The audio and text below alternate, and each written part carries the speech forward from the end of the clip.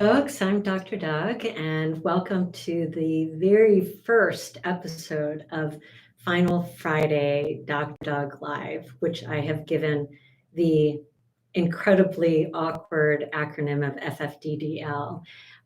There's no way to pronounce it. I think it's just cool, maybe in writing.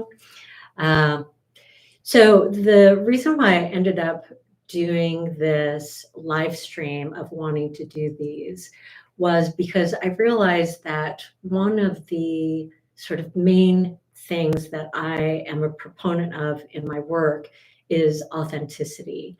And I realized that through the YouTube videos as well as through my blogs, that a lot of that is edited and you really don't get to see sort of the imperfections or the real, more real Dr. Doug.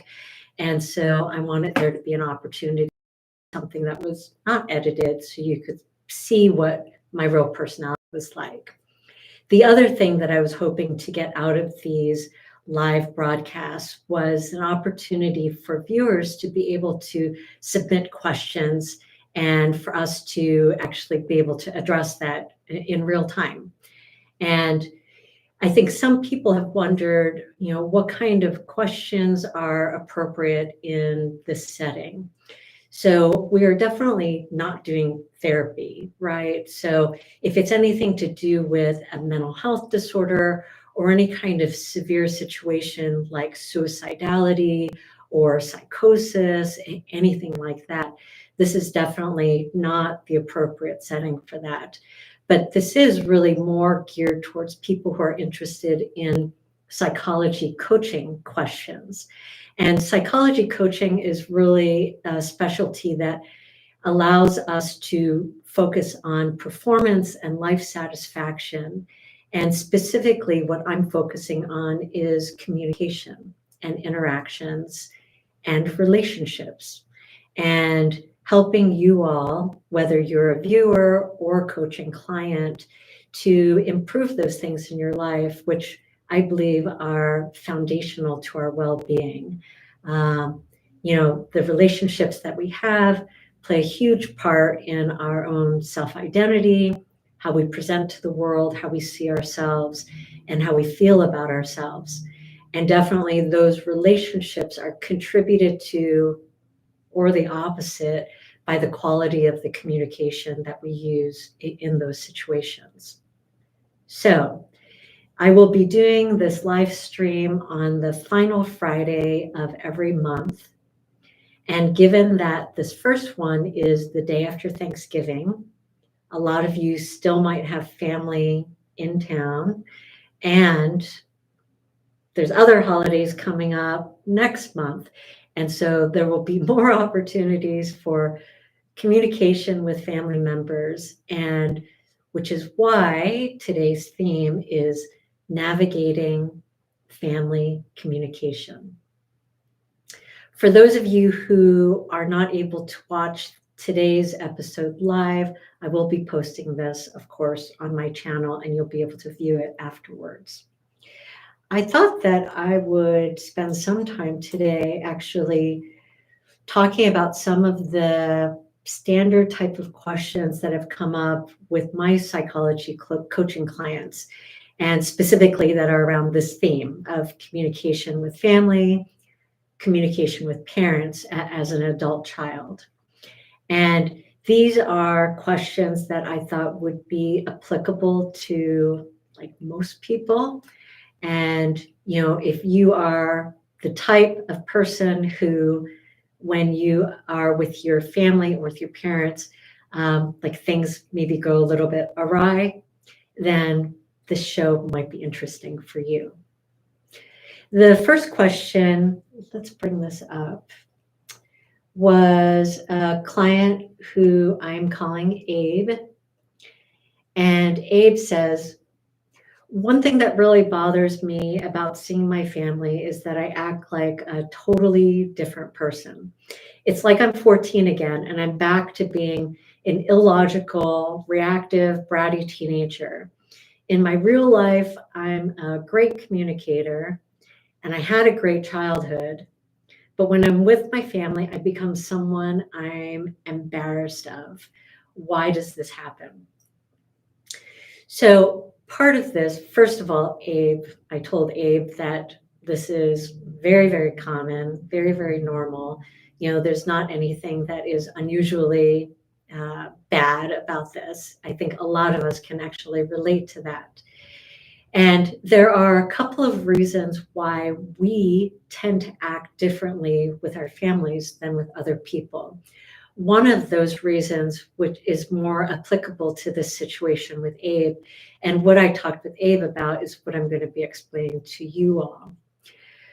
So one of those reasons why our families can sometimes trigger us more so than others and then cause us to sort of go back in time and act like somebody who's much younger than we are is this concept called differentiation. Differentiation is based on our identity in relationship to the people that we love. And the first people that we loved were those closest relationships with our parents. So when we're growing up, our identity is being formed, right? There are some things that maybe you're born with, but your interactions with your family, with your parents, are having a huge impact on the formation of who you are, the things that are important to you, and you are getting a sense from them regarding what's good behavior, what's bad behavior, what kind of behavior will cause me to, bring you in close and hug you, what kind of behavior is going to cause me to push you away.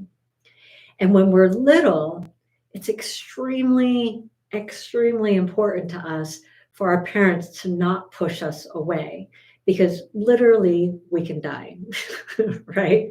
We're sort of one of those species that when we're born, we're just helpless. We're not like these giraffes or these other animals that can just immediately start running. We're helpless, and we feel helpless for a long time, for many, many years. And it's important to us to feel like we are in the good graces of the people that are taking care of us, our parents or our guardians. And because of that, everything that our parents do, we will react very strongly to, typically. So our parent is upset that we've done something, and so we stop doing that, or we realize that that's something that we shouldn't do. Or our parent acts like we've done something awesome, and so then that's something that we want to do more of. This is sort of the basics of behavioral conditioning. And so that makes sense, and that's sort of a normal childhood. That's the way it goes. However, you sort of don't want to continue to have that mindset as you get older. As an adult, you want to feel like you're able to make decisions on your own, regardless of how your parents think about it. That you can go and buy that car, even though your parents might think that's super impractical. But you're an adult and you are no longer dependent on them for life or for approval, for disapproval. You're no longer needing their guidance or shaping in determining how you turn out, because you sort of are already developed. You are who you are. If that differentiation has not happened, or hasn't happened quickly enough, then what ends up happening is that we continue to be very affected by what our parents do. And that causes us to feel very reactive. We sort of get sent back in time to whatever age that was and feel like, oh, I'm a kid now and my opinions don't matter. This person has all this control over me and can make me feel all these ways that I don't want to feel. So how do we actually differentiate? How do we work on that? Part of that is sort of making a decision to choose being in a relationship with these people, these parents, that I don't have to be in a relationship with you anymore most of the time as an adult, but I'm choosing you because I love you, I like you, I want to spend time with you. If you don't do that, and if you are merely around them because you feel like you have to or you're obligated to, that's sort of a very undifferentiated mindset. So the differentiated mindset is one where I choose you because you have all of these amazing qualities and I feel this connection to you and want you in my life. So that's sort of part of it.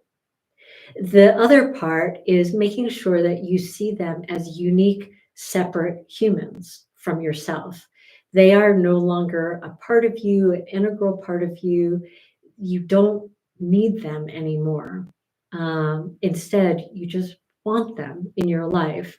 And their opinion may matter to you, but they can't actually make choices for you or make you choose something else that you're not wanting. And sort of that's the work for you to be doing. It's not really work for them because they've sort of already done what they've chosen to do, which was to raise you. And now it's on you to continue that differentiation and to become an independent adult. That doesn't mean to push them away. And actually, that brings me into the second example of a question that a coaching client brought up. So let me get into that. The second one, I'm going to call this client BB. BB says, I had a pretty tough childhood. My father was an alcoholic. My mother would just walk on eggshells around him. I ended up being the adult who made sure life ran smoothly for both me and my sisters. Everything is fine now. My dad has been sober for a long time. My mother remarried a great person. I have great relationships with both of them. I also know that I benefited from being forced to grow up so quickly. It made me responsible, organized, driven, helped me to be professionally successful. But one thing I've noticed is that whenever my father tries to give me advice, I get really angry, like seeing red angry. No one else can make me react that way. How can I control my anger? So, this, of course, the answer to this question is not straightforward, as many of the questions that people ask me, there's not usually a straightforward answer. So, sure, you can sort of not express anger to your dad anymore, and great. However, the anger has to go somewhere. And it's not that you can just squash it and it just ceases to exist. There's a reason for it. And the right way that you heal this is sort of making sure that that anger is dealt with. If you merely just repress it or smother it, it's going to end up going somewhere else, whether that is someplace outside of you to like coworkers or your spouse or your kids, or it goes internally and turns into an illness or sickness or depression, like all of those sorts of things. So you sort of don't want to just smother it, but you instead want to figure out, like, where is this anger coming from and how do I heal the foundation of this anger so that it just doesn't exist in the first place. So, of course, for any of you hearing this question from the client, I know that sort of there's some of course types of responses coming up in your head. Of course, like there's this resentment that's left over from childhood, all of that stuff. However, it's a little bit even more complicated than that, right? So first of all, we have these unresolved issues that apparently started probably in childhood. And, for you, you may not have ever, for BB, BB may have never wanted to really address this with their dad. Things are great now. Why rock the boat? We are having a good time with each other. Why bring up this stuff from the past that's no longer relevant? However, even though you feel like it's not affecting you nowadays, it clearly is, and it's left some kind of marks. So one thing that you want to do is you want to get some clarity around this situation. What is it that is still upsetting me about this? And why does it still bother me? What is the authentic story of what happened during my childhood and how it's still affecting me today? And you want to share that authentic story with your dad. And it is not for the purpose of shaming or embarrassing. It's not even for the purpose of getting an apology or anything, but it is for the purpose of making sure that your dad sees this part of you that he may not have seen yet because you haven't actually shared this part of you with him. And he was a major player in that story. So that's sort of the first thing, is gaining clarity about what that authentic story is and sharing that authentic story with him. The second is that you really want to make sure that you are staying connected and even building a stronger connection with him through telling him that story. So again, you're not using that story to push him away or erect a wall between you, but instead, I care about you enough, I love you enough to share what is truly going on inside of me. The third part is for there to be hope in the relationship, a shared sense of, now that we have this out there, both of us know the story, now we can actually move forward and build an even stronger relationship. And now there is just so much more hope for growth and development going into the future. So, not a straightforward answer and not a straightforward solution. However, this was a problem that took years to form and left many, many marks. And so being able to heal that anger, heal the source of that anger, is imperative in order for the relationship to be able to move forward. So let's go to the last example question that I was going to bring up today. And of course, if you are a viewer, you should always feel very free to go into the chat box and share your questions. And hopefully it is about the theme of that show. If not, then just making sure that it is something about communication or relationships or interacting, because that's really what my coaching is focused on.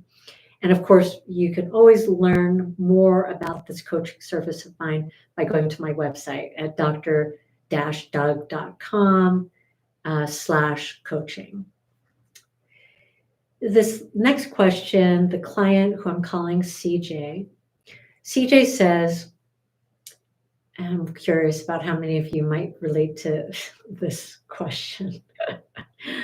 CJ says, I am so bored and frustrated whenever I talk with my mother because she just always talks about neighborhood gossip, about a new lamp she got, or complaining about the geese pooping in the yard. I asked her, I'd like if she would ask me about me, like I honestly can't remember the last time that she asked me about me. And I would also like for us to talk about more personal or meaningful topics. So CJ said, I've brought it up before, but it hasn't gone anywhere. So CJ sort of gave up. For my own well-being, I'm thinking about just talking to her less. What do you think?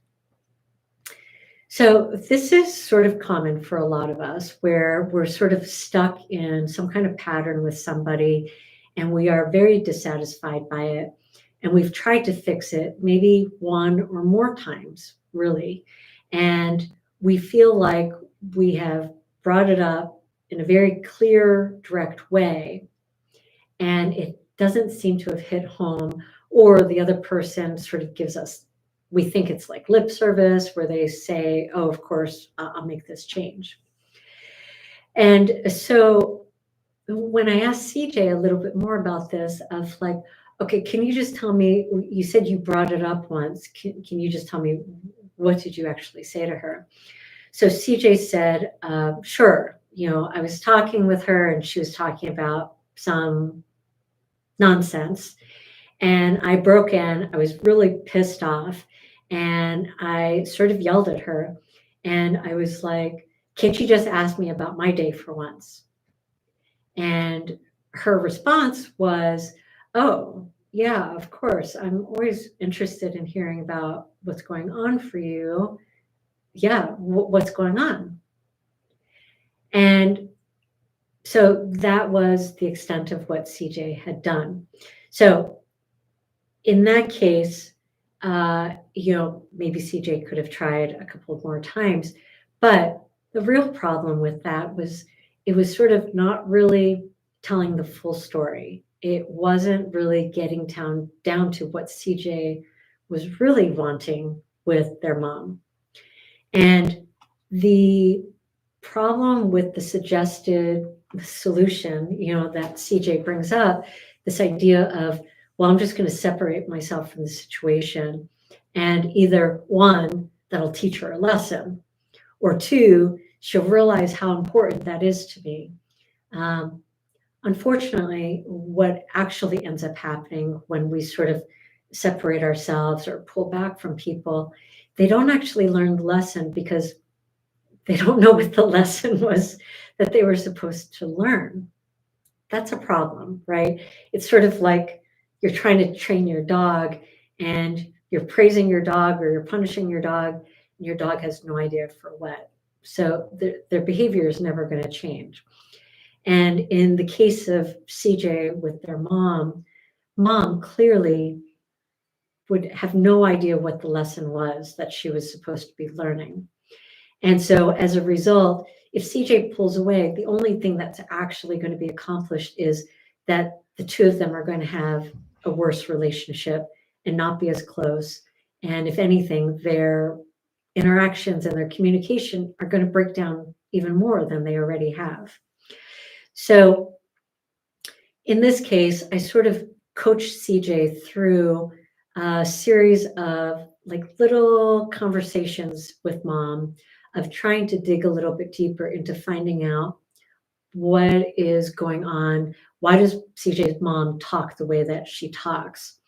And through my coaching, through like the specific ways that I suggested in bringing up these topics so that they wouldn't be threatening or accusing or bring up defensiveness or cause an argument, like all of those things that I think a lot of us are afraid will happen if we try to dig into this, which is not a given, right? Like there is skillful ways of bringing up these conversations in gentle, compassionate ways that actually succeed in bringing you closer instead of causing additional rifts.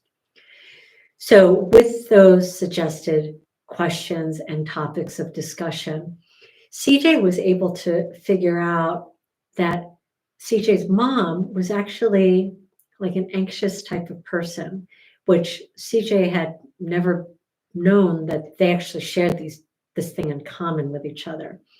So CJ's mom is more of an anxious type of person, and CJ learned that mom had real bad problems with her mom, where her mom had been very, very nosy when mom was an adult.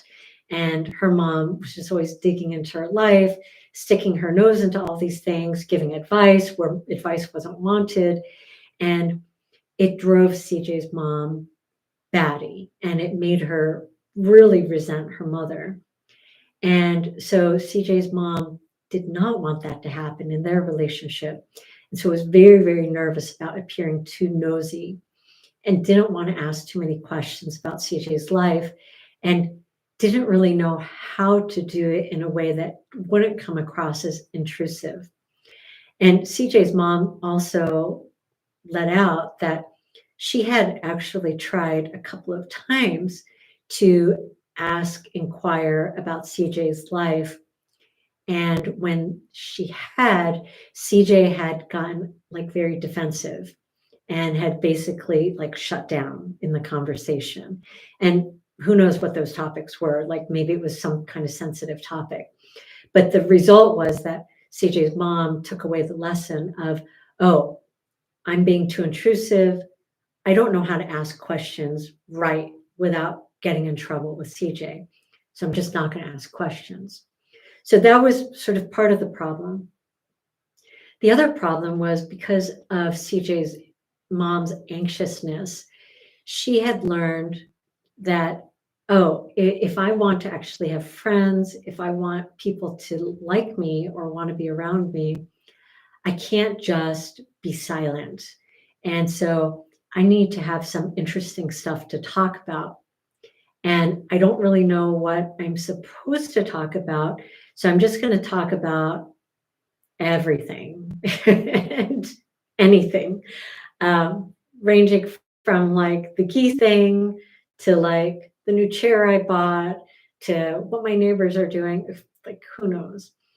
And in lots of cases, CJ's mom felt like that got her through like different parties or different situations, meeting people at like dinner events or things like that. And so, because she had taken on this new habit, she just would carry that on when she was on with CJ.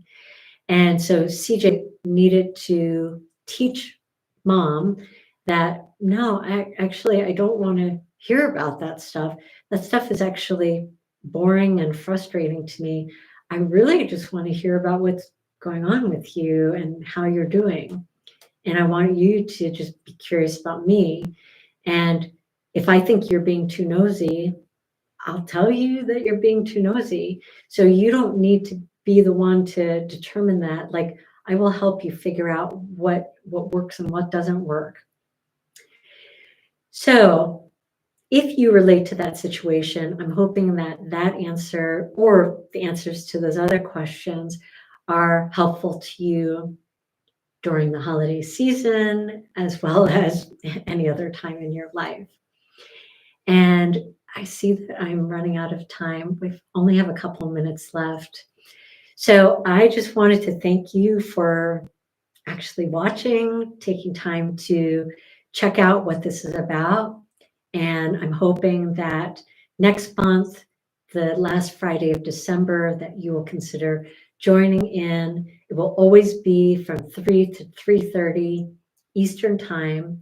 If you're on the West Coast, you can watch this during your lunch hour. If you're in the middle of the country, maybe you can take a late lunch hour. If you're on the East Coast, maybe you leave work early so that you can watch.